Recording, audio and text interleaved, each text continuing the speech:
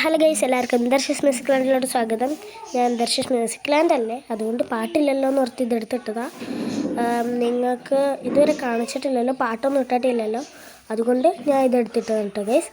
അപ്പം പുതുതായിട്ട് വന്നവർ സബ്സ്ക്രൈബ് ചെയ്യുക, അല്ലാത്തവർ ലൈക്ക്.